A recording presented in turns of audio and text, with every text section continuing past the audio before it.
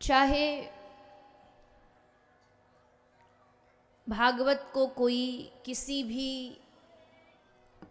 भावना से देखे, किसी भी एंगल से देखे, किंतु अंत में बात तो एक ही निकल कर के सामने आती है कि कथा सुनो, कथा सुन करके अपने मन में भक्ति का प्रादुर्भाव करो, भक्ति हमारे हृदय में जन्म ले और जीते जी अपने जीवन को भगवान में लगा करके भजन करके भगवान को पालो। अब भक्ति दो तरह की है। एक होती है कि जब हमें कोई कहता है कि तुमको भक्ति करनी चाहिए, तो वहां भक्ति करनी चाहिए एक मजबूरी जुड़ जाती है कि न चाहते हुए भी हमको भजन करना चाहिए या भजन करना पड़ेगा। किसी को खाने का मन ना हो, पेट भरा हो, पर फिर भी कोई उससे कहे कि नहीं आपको खाना चाहिए या खाना पड़ेगा, तो वो खा तो लेगा, लेकिन जो टेस्ट, जो स्वाद उसको आना चाहिए वो आ नहीं पाएगा। खाने का स्वाद कब आएगा? जब आदमी के सामने सुंदर भोजन हो और पेट में भूख हो, तब जो हम भोजन, जो खाना, व्यंजन खाएंगे उसका स्वाद अलग होगा। मजबूरी में जो खाया जाए उससे पेट भरेगा पर स्वाद नहीं आएगा। ठीक उसी तरह भक्ति दो प्रकार से की जाती है। भोजन की बात करी, अब कमाई की बात करो। कमाई का मन नहीं है, पर भैया परिवार चलाना है तो कमाना तो पड़ेगा, मजबूरी में कमा रहे हैं। एक वो हो जिसको कमाने में रुचि हो, तो रोज सुबह 4 बजे भी उसको उठा दिया जाए कि तुमको जॉब पर जाना है, तो तुरंत तैयार हो जाएगा।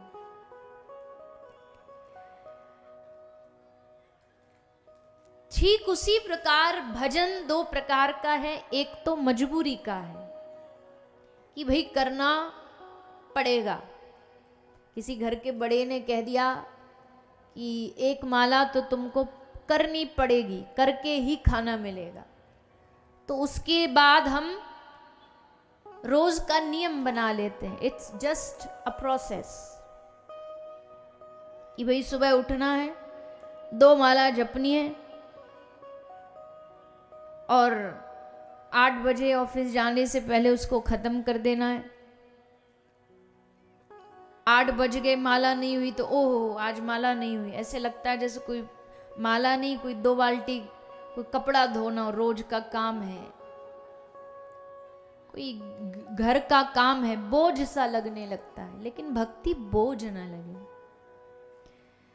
भगवान को याद करना, जब अगर तुमको बोझ लग रहा है, तुमको उसके लिए स्पेशली समय निकालना पड़ रहा है, तो इसका मतलब अभी भक्ति देवी हृदय में नहीं आई है।